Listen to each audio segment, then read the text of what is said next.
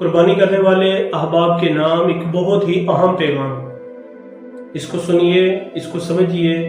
اور اس پر ہر صورت عمل کرنے کی کوشش کیجیے۔ کہیں ایسا نہ ہو کہ چھوٹی چھوٹی غلطیاں، چھوٹی چھوٹی کوتاہیاں یا لاپرواہی کی وجہ سے یہ عظیم سعادت قربانی جو ہے اس کو ہم ضائع کر دیں یا اس کی فضیلت کو ہم ضائع کر دیں۔ احباب ذمکار، قربانی کا عمل کوئی عام عمل نہیں ہے۔ ایک تو ہر روز جانوروں کو ذبح کیا جاتا ہے، قصاب جانوروں کو ذبح کرتے ہیں، دکانوں پہ لگاتے ہیں، فروخت کرتے ہیں۔ ایک وہ ذبح کرنا ہے اور ایک قربانی کی صورت میں جانور کو ذبح کرنا ہے۔ اس میں اور اس ذبح کرنے میں زمین و آسمان کا فرق ہے۔ وہ ذبح ہم فقط اپنی پیٹ کی آگ بجھانے کے لیے کرتے ہیں، اور یہ قربانی کی صورت میں جو جانور ذبح کیا جاتا ہے یہ اللہ کی رضا کو حاصل کرنے کے لیے، حضرت سیدنا ابراہیم علیہ السلام کی عظیم سنت کو پورا کرنے کے لیے اس جانور کو ذبح کیا جاتا ہے۔ تو یاد رکھیے، جو احباب قربانی کر رہے ہیں ان کے لیے چند گزارشات ان کی خدمت میں عرض کروں گا، ان کو ذہن نشین کر لیجئے اور ان پر عمل کیجئے۔ سب سے پہلی یہ ہے کہ یاد رکھیں، جو بندہ قصاب ہے، جس نے جانور کو ذبح کرنا ہے، جس نے جانور کی گردن پہ چھری چلانی ہے، وہ باوضو ہونا چاہیے۔ یہ پہلی شرط رکھا کریں۔ ہمارے حالت یہ ہوتی ہے خدا نخواستہ کہ سگریٹ منہ میں لگا ہوا ہے، نسوار ڈلی ہوئی ہے، یا کوئی نشہ کر رہے ہیں تو ہاتھ میں چھری پکڑ کے جناب جانور کو ذبح کیا جا رہا ہے۔ یہ بہت بڑا ظلم ہے۔ جانور کو ذبح کرنے والا جو قصاب ہے باوضو ہونا چاہیے، اور جتنے بھی احباب اس کی معاونت کرنے والے ہیں ان سب کے لیے باوضو ہونا یہ ضروری ہے۔ بہترین عمل ہے، پاک صاف ہو کر، باوضو ہو کر، بسم اللہ الرحمن الرحیم پڑھ کر اس جانور کو ہاتھ لگائیں۔ پھر اس کے بعد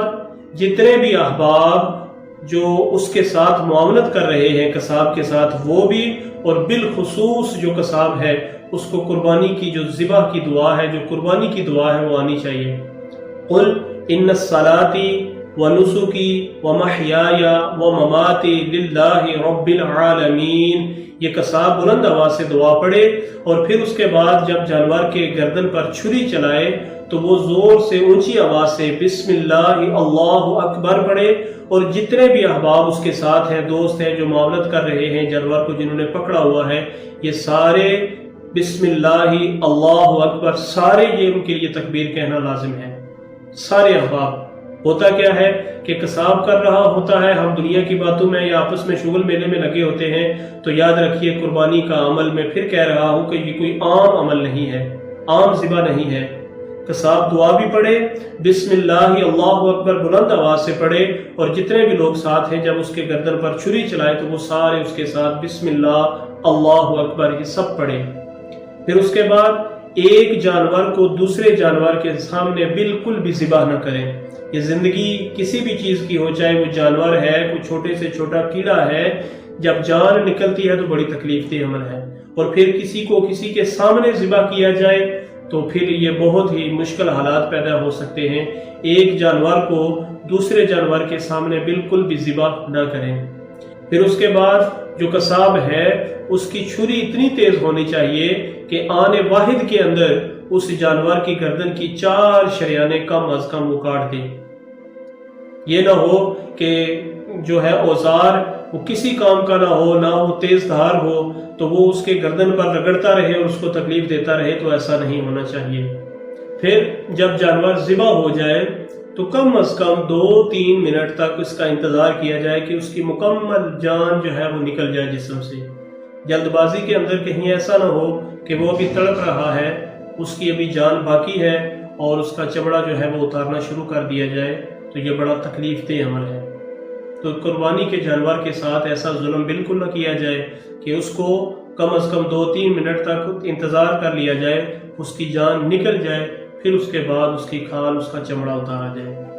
اور جتنے بھی احباب ساتھ معاونت کر رہے ہیں سارے کے سارے اس نیت سے معاونت کریں کہ ہم ثواب کے لیے آئے ہیں، اللہ کی رضا کے لیے آئے ہیں، نہ کہ یہ نیت رکھ کر کہ ہم کام کریں گے، کام کروائیں گے تو گوشت ملے گا۔ گوشت تو ویسے بھی مل جائے گا، لیکن نیت جو ہے یہ عمل کو ضائع کر دیتی ہے۔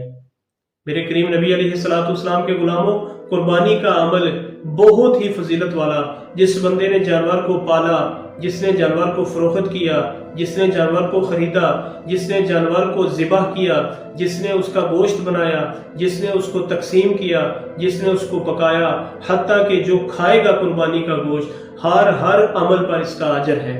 ہر عمل پر اس کا اجر ہے، ثواب ہے، اللہ کی رضا ہے۔ تو وہ سارے کے سارے اجر کو فقط ایک چھوٹی سی نیت کے ساتھ اگر ہم ضائع کر دیں تو بڑی بد نصیبی ہے۔